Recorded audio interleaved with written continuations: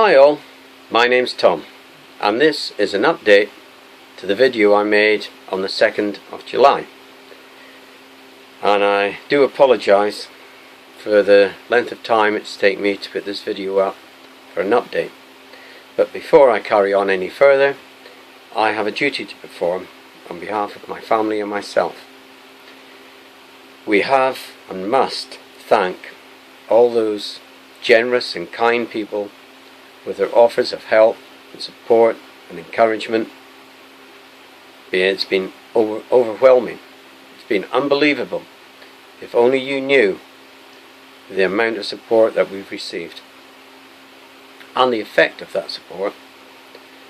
It's been really difficult fighting the bank and the courts. We have been, but it begins to grind you down. But now with your support, it's given us real hope. It's given us fortitude to stride on and take on these criminals, and we will beat them. They may take my home, but as I said, it's a battle. It's not the war. So it's your help and your input into this saga that we're going through. And I didn't know the effect that little video would have. And I thank you all from the bottom of my and my family's heart, and we mean that very, very sincerely. Okay. Now, with the update, as it stands, and this is the 18th, on Friday, July, they're going to come along on the 23rd and try and possess my home. I got a letter yesterday confirming that. Now, over the fortnight, this is the reason why it's taken me so long to put this video up. For every day I've been in the court filing documents, requesting copies and information from the court filing staff.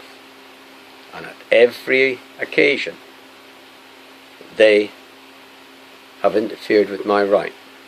They've obstructed me. Now, this is a criminal offence, but they don't care, because they've got two sets of rules I've discovered. The first rule, they make the rules up as they go along. And the second rule is, see Rule 1. They do not care, but they will care very soon, because now this is vital information, not only for me but for everyone out there. A gentleman, and his name is Mr. Ebert,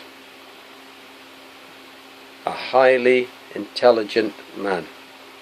He is a forensic document investigator, and I sent him my documents, and he has confirmed that fraud has taken place upon my family from the courts. He's prepared, and I have helped in a small way, a document, and it's been placed in the court yesterday by my wife. They tried not to take it. They refused to stamp it at first. I gave them a copy. They were prepared to stamp that, or she gave her the copy, but they weren't going to stamp my copy. And then when they were asked to sign what they'd stamped, she refused. But the silly woman signed a complimentary slip saying that it was evidence. So she gave us better than the signature. She confirmed what we were putting in. Now, this document I will be handing out on the day. As many copies as I can make, I will give out to people, and I want everyone who gets a copy to photocopy it as many times as you want and give it to other people who are in need to fight the courts. And this document will have repercussions throughout the judicial system up and down this country. And there may be another one going in the day before, just to inform the police and the bailiffs what they should not do. Now this document, you'll have everyone there will be a witness to an attempted crime, perpetration of fraud and theft. And the police, I know they watch these videos because silly young men on motorcycles who've done wheelies at 180 miles an hour have been prosecuted. Well, Mr. Policeman, I've just notified you of an attempted crime, and if you really want the information, I'll give it to you on the day, but come and see me and I'll give it to you prior to it, so you can be prepared to arrest the bailiffs. And then after that you have to go and arrest the filing staff, and then after that you have to arrest the judges, and then after that Bradford and Bingley solicitors, and then after that a man called Richard Banks, the CEO of Bradford and Bingley. Now, if the bailiffs do come along, well, they will come along, but I'm asking everybody who attends to be peaceful and show these criminals what honour and how a man and a woman should behave with dignity, because the only violence will be committed by the bailiffs. Now the police will tell us all that the obstruction of a bailiff in his court duties is a criminal offence, and that's perfectly correct. But also, for a bailiff to lay a hand on any man or woman to carry out their duties is also a criminal offence, and the police have taken an oath to protect men and women, not bailiffs, so they will be put on their oath. They have been denying they had this oath. Oh, well, they don't deny it, they just don't enforce it. Well, you will when you come to mine. Now, if the bailiffs do get a hold of me and I have to give them a warning, it's not violence from me, it's violence from them. Because of my conditions, the surgeons have put me on a certain drug, and I have to be on it from time to time. This drug, this is my patient's card. It's Latin, so forgive the pronunciation. It's exorally. It thins blood, and it's extremely powerful, and it makes me a haemophiliac. I asked my surgeon, what are the dangers? And he said, under no circumstances get injured, and certainly not to the head, because he told me I've got 8 to 10 minutes to get to hospital because of the bleeding, and then it will be fatal. So, Mr. Caress and your bully boys, should you injure me, and should it be fatal, it won't be manslaughter, because I've just notified you. It will be murder. And anything else that happens to me, it will have to be inflicted by you, and it will be a serious assault. Okay, so you're on that notice. So I think I've covered all the points I needed to cover, from thanking you all, which was the most important, to telling you that the eviction is still taking place, and informing you of the very important documents that's going to be given to you, and the court's already got that copy, and if they're sensible they'll stop, but they're not sensible, they're arrogant. But they will go to jail if they insist on carrying it out. and I covered the important things. So I'll give you one piece of information which David Caress is basically a rabid dog that's held by a leash by the court, and they set him and his mates on people. Well, the one that's holding the leash at the very end is this man. Not many people have heard of him, let alone seen him. This man, his name